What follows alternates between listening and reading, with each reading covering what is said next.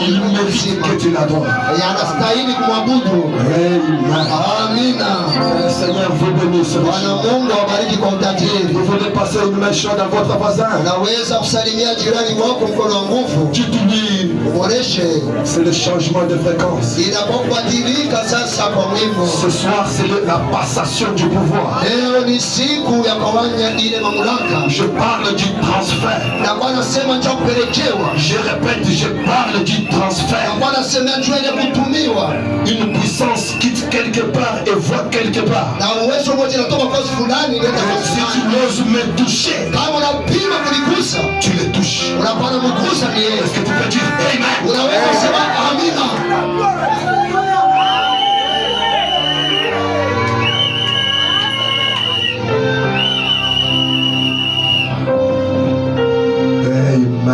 Amen. Maintenant,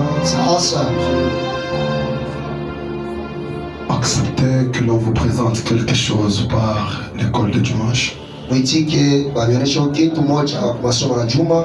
Abigail et son groupe. Abigail et son groupe.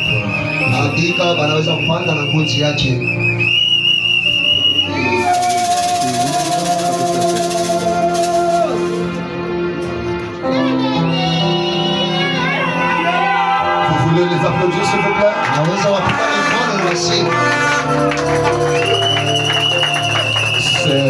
Ils ont un mot qu'ils vont dédier à l'ancien. Nous prierons à l'ancien de bien vouloir accepter de recevoir cela.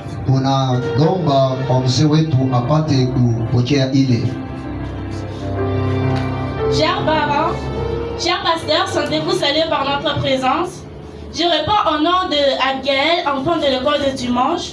Nous sommes tout simplement devant vous pour déclarer un mot de circonstance. Hommage de Dieu à l'ancien Albert Moujonaï. Cher pasteur Albert Moujonaï Wakunda, tu es pour nous un grand homme. Ton ministère est vraiment authentique. Vous pouvez confesser parce que vous aimez être effacé.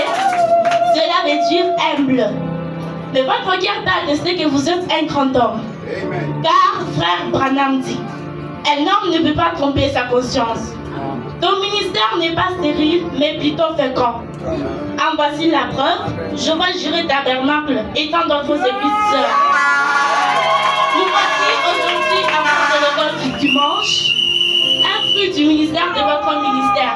Un ministère qui prêche la totalité de la parole de l'heure. À notre terme, le message de Wambe. Soyez-en fiers, papa et notre patriarche. Que Dieu vous bénisse parce qu'aujourd'hui vous avez accepté de venir approuver le fruit de votre ministère. Nous vous remercions.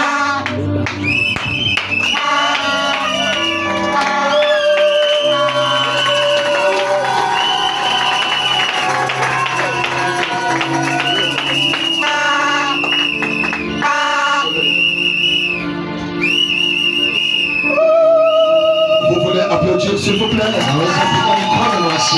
Et Dieu bénisse richement l'école de dimanche. Chers révérends, acceptez cela comme les fruits venant de nos cœurs. Que Dieu vous bénisse.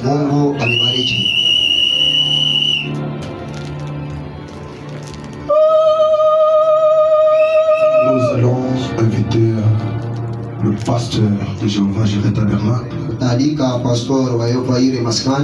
Il va passer présenter les mots des circonstances.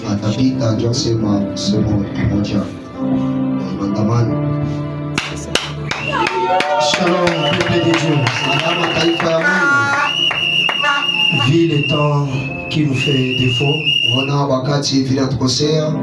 la priorité ce n'est pas les simples paroles que nous pouvons prononcer, mais ce qui est prioritaire c'est la parole de Dieu. Je voulais tout simplement dire en quelques lignes l'histoire de cette église Jéhovah Jireh Tabernacle. Jéhovah Jireh Tabernacle, c'est une église qui a commencé un certain dimanche, le 8 novembre 2020. Le 8 novembre 2020. C'est une église, bien sûr, qui a commencé dans ma propre maison. Une église qui n'avait qu'un pasteur et des membres, dont le pasteur était en même temps l'interprète et le conducteur des chants. Les deux membres sont mon épouse, que j'invite à se tenir debout, et ma petite sœur qui se tient juste là à la porte. Ça a été très difficile. On s'est posé des questions comment la chose allait être. Mais une seule écriture du prophète pouvait nous consoler. Quand Dieu envoie un homme, il l'équipe. C'était très difficile à supporter. Mais le maître des lèvres ne faisait que nous donner du courage. Et aujourd'hui, il y a une marée de gens qui est venue de partout pour venir soutenir cette œuvre. Si il n'y avait pas de dons ici, tout ce monde ne serait pas venu. Alors, en quelques lignes, acceptez que nous puissions vous dire merci. Vous tous qui nous avez soutenus par des conseils, vous tous qui nous avez soutenus par des prières, et vous qui n'avez pas cessé de nous soutenir même avec un petit rien. Nous en sommes vraiment reconnaissants. Et aussi ma gratitude va aussi envers mon ancien, le pasteur Albert Mujanaï. Je crois que si son ministère n'existait pas, on n'allait pas parler de mon ministère. Voilà pourquoi je lui disais depuis longtemps, même le jour de mon mariage, papa, il faut que vous bénissiez mon mariage. Parce que vous ne savez pas ce que vous représentez pour moi. Il était ce ministère, je pouvais déraper de la parole. Alors aujourd'hui, tout le monde est rassemblé autour de ces dons. Ce n'est pas parce que nous sommes bons, ce n'est pas parce que nous sommes meilleurs, mais l'Éternel nous a juste fait cette grâce. Et nous vous disons tous merci pour votre présence. Papa, nous vous disons merci d'abandonner tout ce que vous faisiez pour venir soutenir votre fils. Et en ce jour que vous acceptez de venir approuver ce ministère, je vous promets d'emboîter les pas que vous m'avez montrés. Je crois que par la grâce du Seigneur, je ne vous décevrai jamais. Que Dieu vous bénisse, Papa. Et à cette même occasion, vu qu'elle est déjà avancée, on peut juste nous donner l'ancien évangile pour approcher la parole. Si ça peut vous plaire de vous tenir debout, c'est bien. C'est encore l'ancien Saint-Esprit et Satan ne peut l'approcher. C'est pourquoi le peuple l'écrit, il est si bon. Donnez-moi, oh, je veux l'ancien, oui, donnez-moi l'ancien évangile, il est si bon pour moi, il mettra fin à tes mensonges, il te sauvera de la mort, il fera s'enfuir les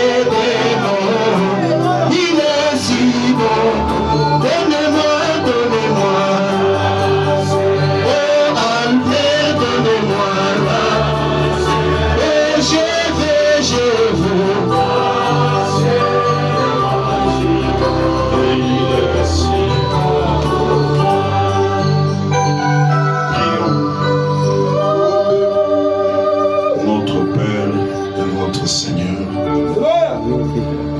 avec nos têtes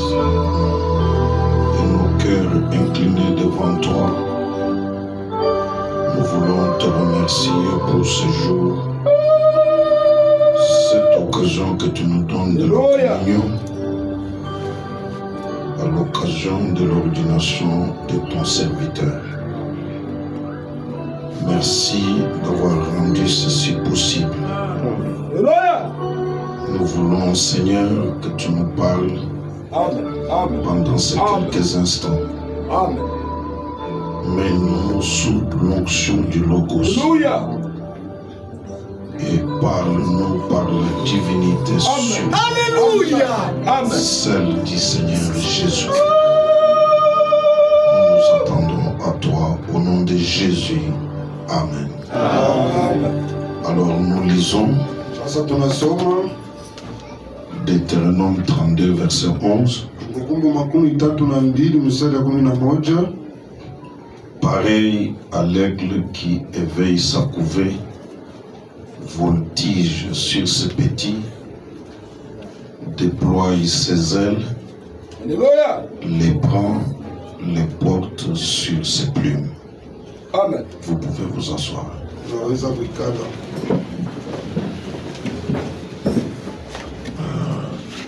Je voulais aussi retourner le remerciement au pasteur Zaché pour l'honneur qu'il m'a fait.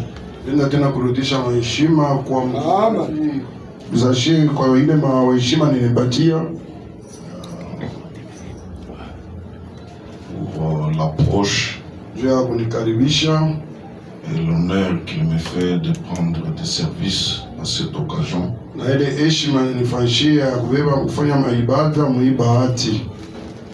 C'est un grand événement, l'ordination d'un ministre. Merci de m'avoir honoré.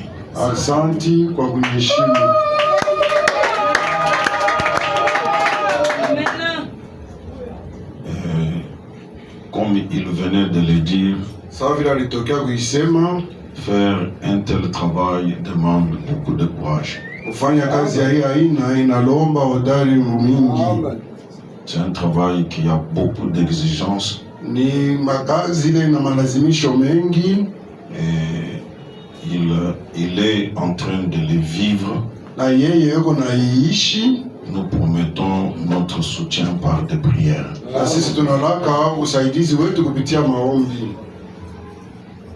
Les gens voient ça à distance. Je crois que le pasteur, c'est ça. C'est beaucoup de sacrifices. Alors on a commencé ces réunions vendredi. Aujourd'hui, c'est le dernier jour. Nous allons juste parler un peu et passer à la cérémonie. Il y a un petit sujet que je suis en train de développer autour du thème que le pasteur a fixé pour ces réunions. Il avait voulu qu'on parle sur Dieu ne peut pas être une légende.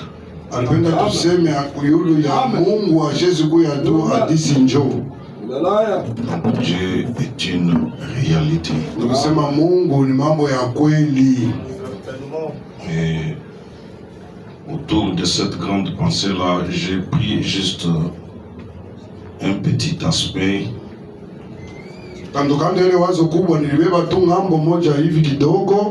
pour essayer de montrer que Dieu n'est pas le problème c'est l'homme.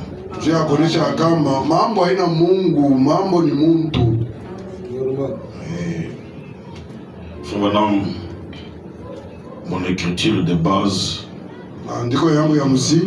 Il montre qu'il y a deux raisons fondamentales qui font que l'Église ne connaît pas de progrès. Ndugu anasema kuna masababu mbili ya msingi leo unafanya kama kanisa ipate maendeleo. On ne voit pas beaucoup de progrès dans l'église. On voit la faiblesse de l'église. Atuone maendeleo mengi mkanisa, tunaona udhaifu wa kanisa. Et les deux raisons fondamentales qu'il a évoquées à cette occasion. Na ile sababu mbili ya msingi ile ndugu Rama alileta kuibahati. La première, ya kwanza, c'est qu'il n'y a pas assez de ravissement de l'âme. Kusema hakuna kuchukuliwa kwa nafsi kwa kuenea. Pour amener la personne à entrer en contact avec son créateur. Juu ya kufikisha mtu apate kuingia mkupatana na muumbaji wake. Vous avez vu par exemple la manière que vous veniez de chanter. Unaona kwa mfano namna ile mnatokea kuimba. C'était vivant. Ilikuwa ya kuleta nguvu ya uzima. Ça montrait que c'était le cœur qui s'exprimait. Ilianza kuonyesha kama ilikuwa ni moyo ndio iko nasema. Il y a moyen de le faire par des lèvres. Na kuna namna ya kuifanya tena kupitia tu midomo. Et quand c'est par des lèvres, on ne contacte pas Dieu. Na kama ni kupitia tu midomo, hautapatana na Mungu. Donc il faut l'élévation de l'âme. Inabidi kupandishwa kwa nafsi. Pour que la personne entre en contact avec son créateur. Ili mtu apate kuingia mkupatana na muumbaji wake. Et la deuxième raison, na sababu ya pili fondamentale, ya msingi, c'est que la personne qui trouve Dieu ni kusema ule mtu anapata Mungu ne réalise pas qui Dieu est. Asifike mkutambua kama Mungu ni nani après l'avoir trouvé. Kisha yeye kumpata Mungu. C'est sur cette deuxième raison que je ne fais que faire de bruit. Ni yule sababu ya pili ndio kule nafanya kwa kelele. Donc la personne qui trouve Dieu ne réalise pas qui Dieu est. Ni kusema mtu ule anapata Mungu asifike mkipima kujua Mungu ni nani. Vous voyez par exemple, unaona kwa mfano, le Seigneur Jésus, il va au puits rencontrer la Samaritaine. Bwana Yesu anaenda kukisima kukutana na ule mwanamke Msamaria. Et il lui demande, donne-moi de l'eau. Anamwambia ule mwanamke unipatie maji. La femme, quand elle regarde Jésus, ule mwanamke wakati anamuona Yesu, elle voit un juif. Anaona Myahudi. Elle lui dit, anamwambia, toi tu es un juif. Wewe uko Myahudi. Moi je suis une Samaritaine. Mimi niko Msamaria. Et les deux, il n'y a pas de relation. Na wao wawili hawakalake na uhusiano. Comment peux-tu me demander de l'eau? Je, wewe unaweza kuniomba maji? Parce que ce qu'elle a vu en approchant Jésus, c'était un juif. Juu ile ule mwanamke aliona wakati amkaribia Yesu, ilikuwa tu ni Myahudi. Elle ne réalisait pas qui était devant elle. Asikujue ni nani ule alikuwa mbele yake.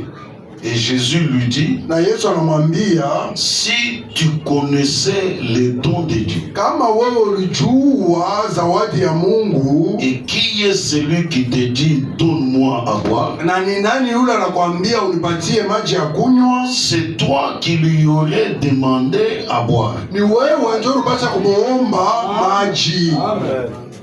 Ce n'est pas moi qui devrais normalement te demander. Kwa sawa iko mimi ndio nilipaswa kukuomba maji. C'est toi qui devrais me demander. Ni wewe ndio unapaswa kuniomba maji. C'est parce que tu ne connais pas les dons de Dieu et qui est celui qui te demande à boire. Nijua ujue zawadi ya Mungu na ni nani yule anakulomba maji.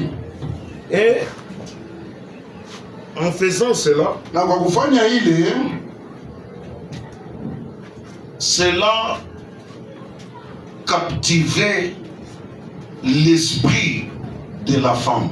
Elle commençait à devenir attentive. Na ile pale Yesu alifanya vile en quelque sorte, elle est sortie de l'humain. Parce qu'en tant qu'humain, il a vu un juif.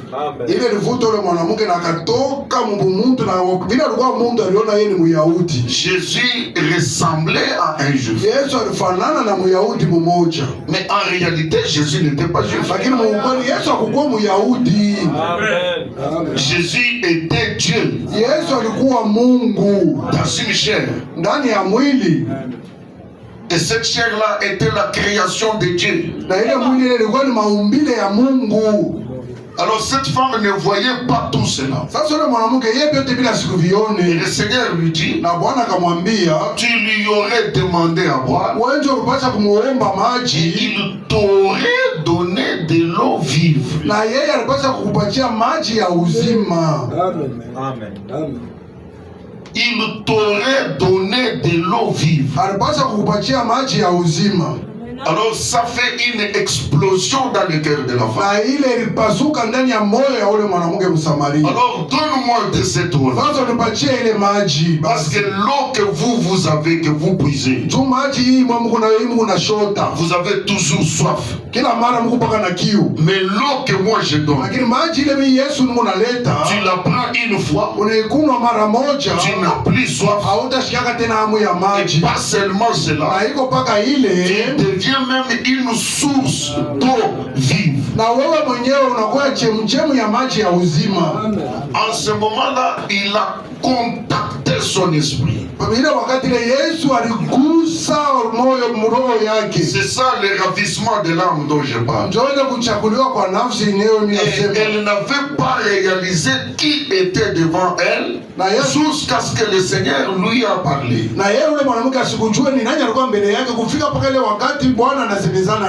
Et la manière de Dieu de faire des choses, ce n'est pas simplement de te bénir, mais il va plus loin que te bénir. Il te rend une source de bénédiction.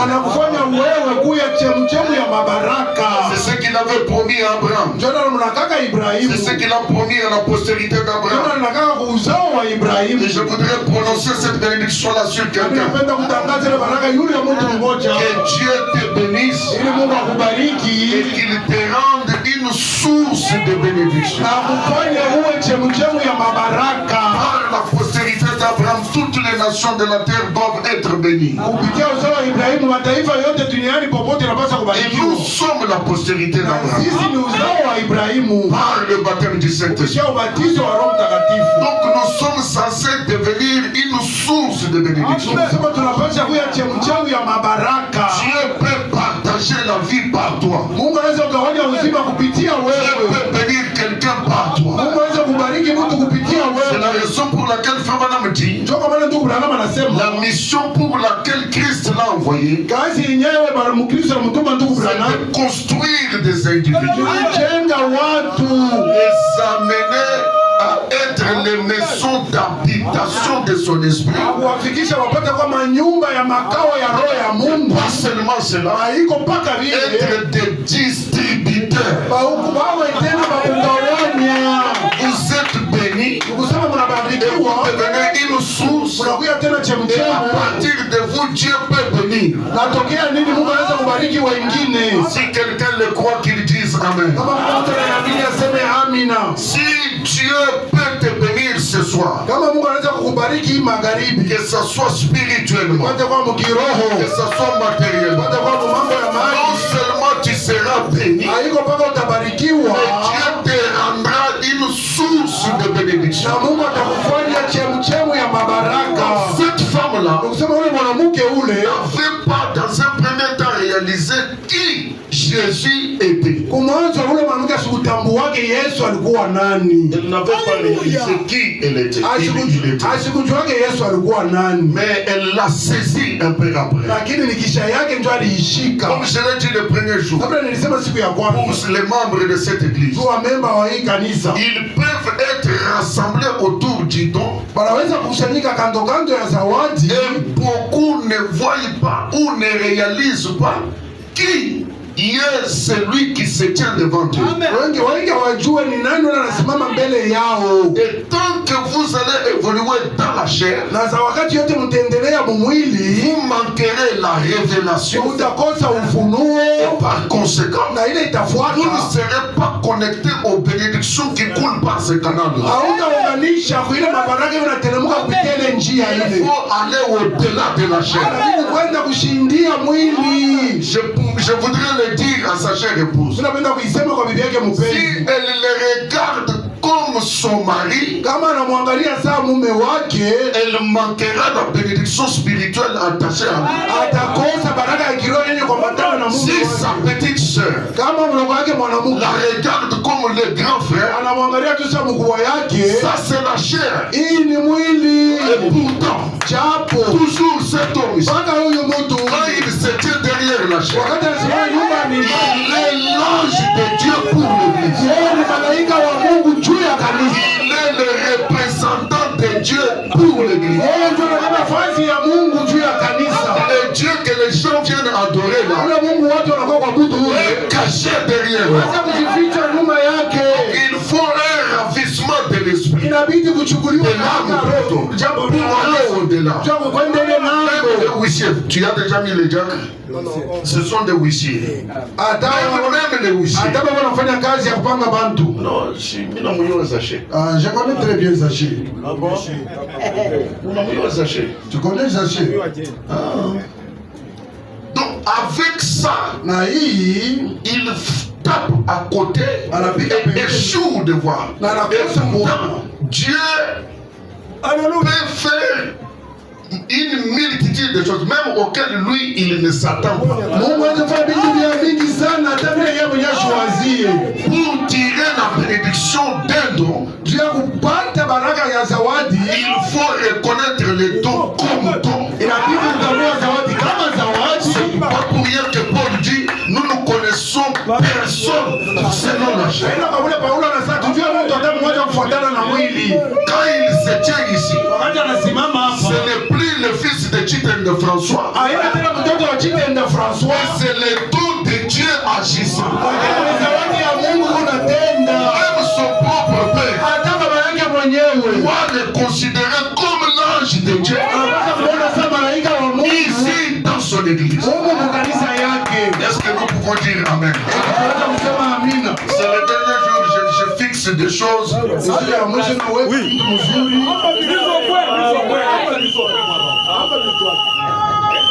Parce que les gens manquent de bénédiction par manque du ravissement de l'âme, juste à cause de la chair.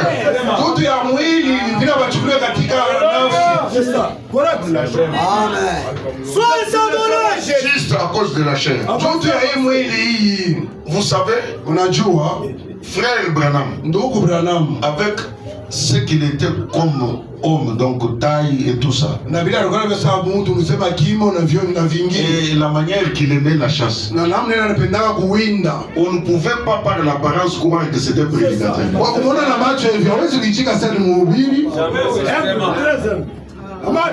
Non, pas seulement qu'il était humble, mais les juger par l'apparence, vous échouez de reconnaître ce qu'il est.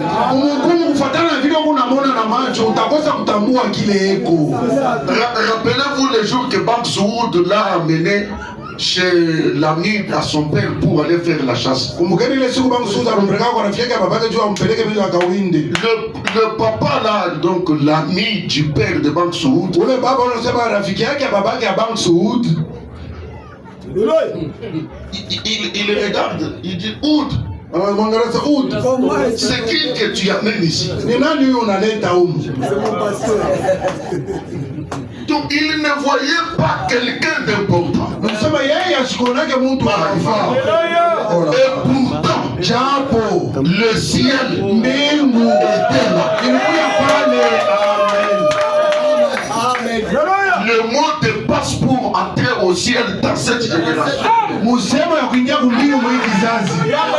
Le portier de l'arche. Pour entrer dans l'arche, tu dois passer par une porte. Et j'imagine que la porte de l'Arche de l'Ancien Testament avait les dimensions de Noé. Amen. Quand je parle aux ailes. Et nous avons pareil dans cette génération. Peut-être que je scandalise quelqu'un. Mais ceux qui sont entrés au ciel, quand ils l'ont reçu, ils lui ont dit, notre précieux frère, si toi tu n'étais pas venu, on ne se retrouverait pas ici. Quelqu'un pouvait penser que Jésus se fâcherait. Mais Jésus est celui qui a dit, celui qui reçoit l'homme que moi j'ai envoyé, c'est moi qui le reçois.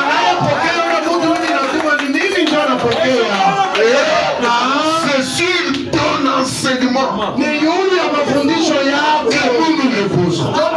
Nous parler du ciel aujourd'hui. On parler de Branham. Il faut reconnaître Branham. Si vous le regardez comme le fils d'Héla et Charles Branham, c'est ainsi qu'il y en a qui ne connaissent pas, qui disent non, ils sont en train d'adorer un homme. Ils sont en train d'adorer un homme. Mais vous allez trouver Jésus où?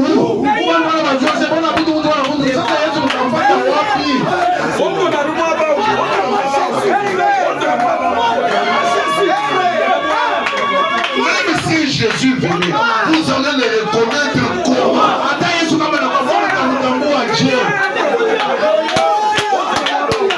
Ce n'est pas facile. Ses propres disciples ne l'ont pas reconnu 3 jours. Nous sommes des années et des années après ça. Tu vas le reconnaître comment? Il faudrait qu'il y ait un disciple. Un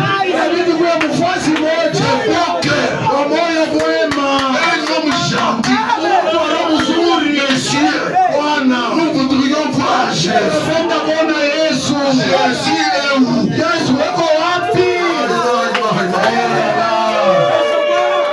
On doit aller au-delà de la chair.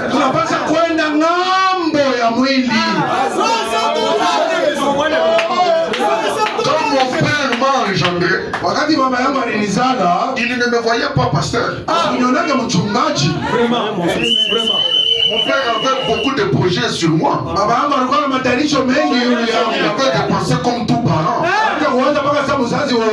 Mais j'ai un autre père qui lui m'a envoyé sur la terre dans cette vie. Alors qui voyez-vous? Fils de François ou un don de Dieu?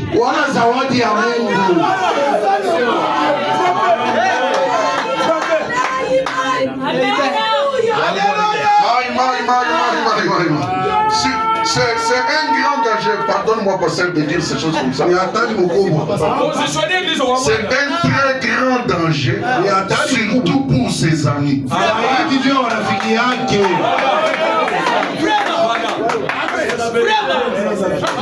Je prie que Dieu donne à ses amis la révélation qu'il avait donnée à Lazare.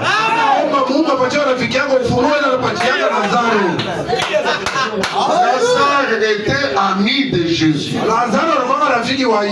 Ils avaient un temps pour jouer. Peut-être qu'ils dormaient dans une même pièce. Ils dormaient ensemble. Et la tunique même que portait Jésus venait de la maison de Lazare. Mais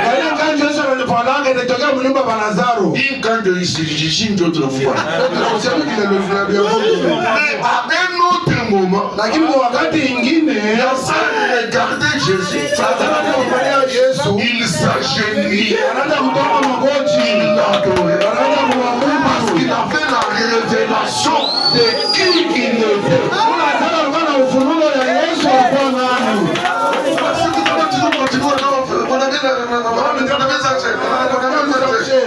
chercher. Vous allez vous risquer. Vous risquez de blasphémer. Vous risquez de jouer avec les dons. Maman, épouse du pasteur Zaché, pardonne-moi. Ici, je parle comme un serviteur de Dieu. Il n'est pas seulement ton mari. Il est le don de Dieu pour toi.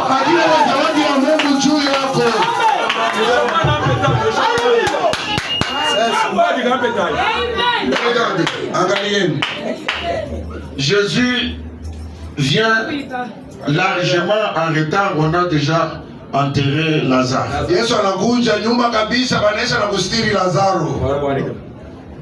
Marie et Marthe, ils viennent. Tu es venu.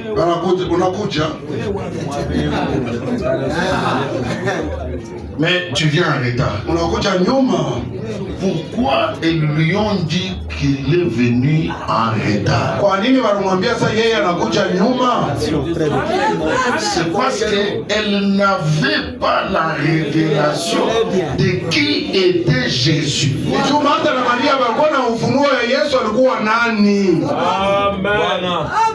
Jésus dit,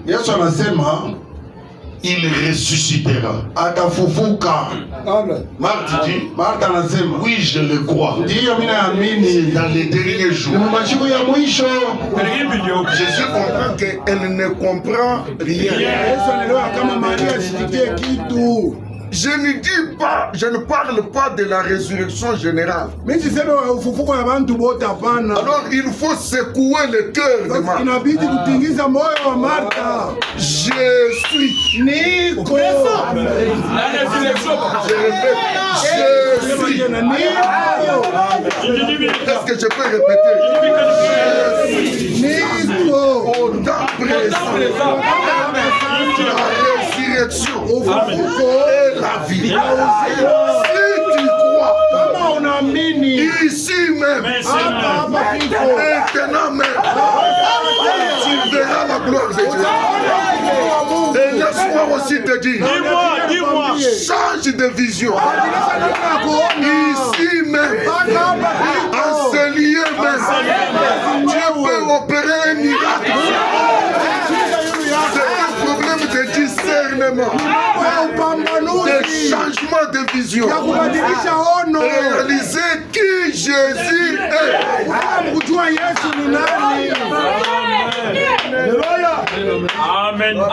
Amen. C'est la seule chose qui manque à l'église. Transcender la chair. Et voir les choses comme Dieu. Parce que les trésors de Dieu sont toujours cachés dans des vases de terre. Amen. Donc il a fallu que Marthe change de vision. Et en tant qu'un être humain, elle ne pouvait pas réfléchir ou donner la possibilité à son frère de ressusciter. Parce que c'était au 4e jour. Selon la science, selon la connaissance des hommes, au 4e jour, c'est la pourriture. Le corps n'est plus entier. C'est la pourriture qui s'installe. Même quand c'est déjà pourri, si tu peux réaliser qui Dieu est, ton attitude changera. Il est le Dieu qui agit même quand c'est pourri. Laisse-moi te dire, même si tu as une plaie qui pourrit déjà, Jésus peut te guérir. Il est la résurrection et la vie. Et il est au temps présent. Il est le je suis. À tout moment, même la nuit, il agit. Le jour, il agit. Les après-midi, il agit. Très tôt matin, il signifie rien. Les atmosphères ne signifient rien. Si quelqu'un les croit, reçoit une bénédiction. Je suis la résurrection.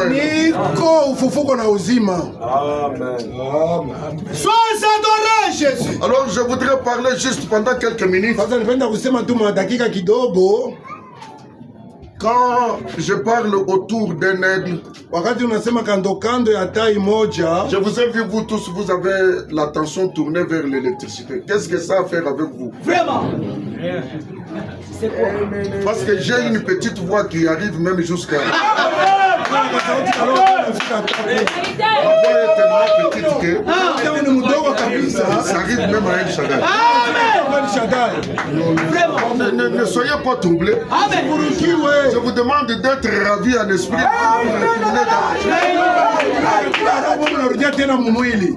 Laissez ceux qui s'embrouillent s'embrouiller.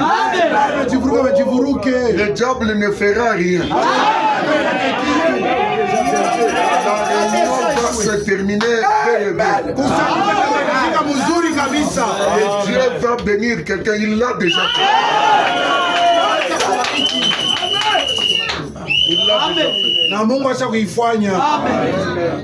Il l'a déjà fait.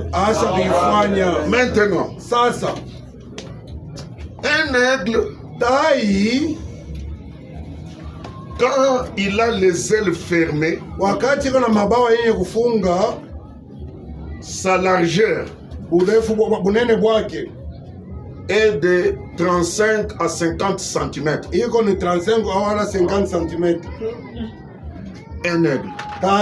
Il n'est pas grand quand il a les ailes fermées. Maintenant, cet aigle peut mettre des œufs. Et quand la mère aigle fait son nid, elle fait un grand nid avec une intelligence que Dieu lui a donnée.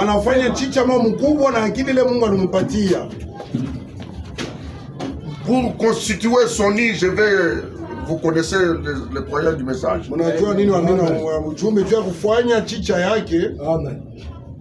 La mère aigle commence par ramasser des brindilles avec épines. Et beaucoup d'épines. C'est ça son intelligence. Amen.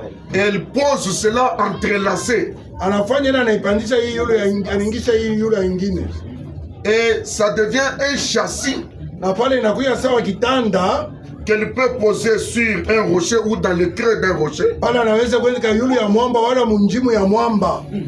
Et pour couvrir ce châssis-là, il faut que le sang coule.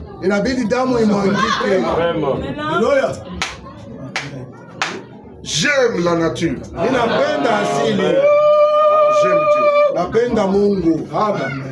Un mouton va mourir. Cet aigle va battre les ailes. Elle va attraper un mouton. Elle va le tuer. Elle va prendre la peau. Elle mettra sur ses châssis. Je ne sais pas combien de lapins. Ils vont mourir. Il faudrait qu'il y ait un sacrifice. C'est sur un sacrifice que les aiglons naissent.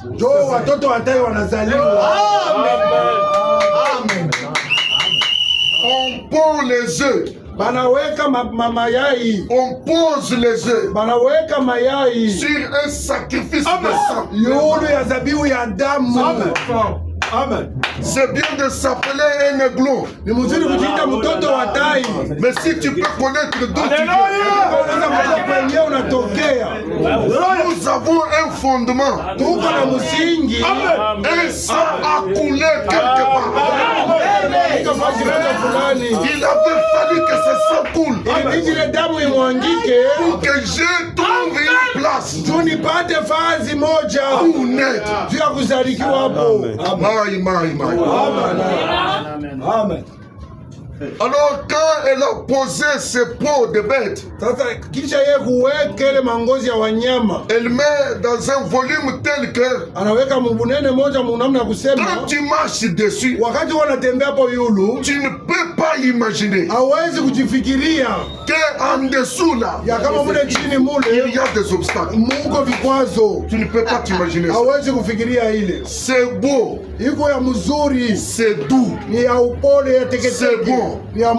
Tu peux même envier dormir là-bas. C'est là que les aiglons naissent. Mais la mère aigle a toujours une préoccupation. Est-ce que les aiglons me connaissent? Alléluia. Est-ce qu'ils me connaissent? Parce que chaque jour, les aiglons sans effort, ils voient simplement la mère aigle qui amène la nourriture. Ils ne fournissent aucun effort. Et quand la mère aigle entre, les enfants la regardent. Ils voient 50 cm. C'est vrai.